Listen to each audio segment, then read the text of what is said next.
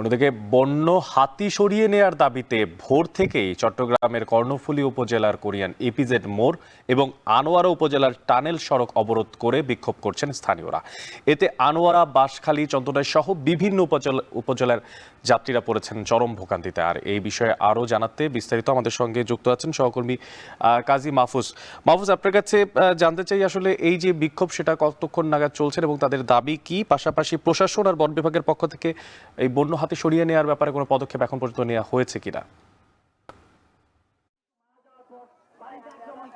অনেক দক্ষিণ চট্টগ্রামে বন্য হাতি এবং মানুষের মধ্যে যে দ্বন্দ্ব সেটি এখন অনেকটা চরম পর্যায়ে গিয়ে পৌঁছেছে। আমরা দেখতে পাচ্ছি গেল এক যুগ ধরে এই কর্ণফুলী উপজেলা এবং আনোয়ারা উপজেলাতে বন্য হাতির আক্রমণে ২০ জনের বেশি মানুষ মারা গেছেন, শতাধিক মানুষ আহত হয়েছেন, ঘরবাড়ি ভেঙে ফেলা হয়েছে, একই সাথে শত শত একর ফসল নষ্ট করেছে বন্য হাতি। এই জায়গাতে স্থানীয়রা বারবার প্রশাসনের সাথে, স্থানীয় প্রশাসন থেকে শুরু করে বন বিভাগ, জেলা প্রশাসনের সাথে কথা বলে এই বন্য হাতিগুলো সরিয়ে নেওয়ার জন্য দাবি করে আসছিল, কিন্তু এখনো পর্যন্ত সেই দাবির কোনো আলোর মুখ দেখেনি। অর্থাৎ প্রশাসন সেই বন্য হাতিগুলো সরিয়ে নেওয়ার কোনো উদ্যোগ নেয়নি, যার কারণে আমরা দেখেছি গেল শনিবারও কিন্তু এই সড়ক অবরোধ করেছিল স্থানীয়রা। প্রায় ৬ ঘন্টা অবরোধে প্রায় এখানকার ইপিজেড থেকে শুরু করে স্থানীয়রা, যাত্রীরা বেশ ভোগান্তির মধ্যে পড়েছিল।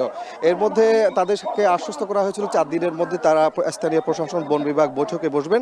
সেই বৈঠক এখনো পর্যন্ত না হওয়াতে আজ ভোর থেকেই মূলত স্থানীয়রা আবারও আন্দোলনে নেমেছে, এই সড়কটি অবরোধ করে রেখেছে। যার কারণে আমরা দেখতে পাচ্ছি এখানে দক্ষিণ চট্টগ্রামের বিশেষ করে আনোয়ারা, কর্ণফুলী, বাঁশখালী, পেকুয়া, চন্দনাইশ এলাকায় যারা যাত্রী আছেন তাদের বেশ ভোগান্তির মধ্যে পড়েছে।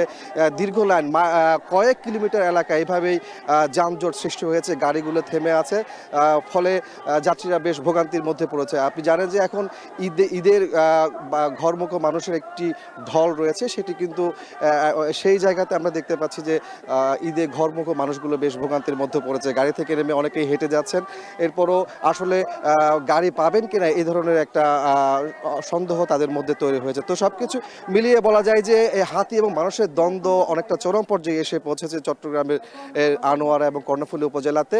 সেই জায়গাতে হাতি সরিয়ে নেওয়ার জন্য যে দাবি, সেই দাবি এখনো পর্যন্ত পূরণ না হওয়ায় তারা আন্দোলন চালিয়ে যাচ্ছে এবং এই আন্দোলন ততক্ষণ পর্যন্ত চালিয়ে হবে যতক্ষণ না পর্যন্ত প্রশাসনের পক্ষ থেকে কোনো ধরনের উদ্যোগ নেওয়া না হয়, এমনটি জানিয়েছেন এখানকার যারা আন্দোলনকারী আছেন তারা। তো সবকিছু মিলিয়ে আমার কাছে ছিল বন্য হাতি সরিয়ে নেওয়ার দাবিতে সড়ক অবরোধের সবশেষ তথ্য।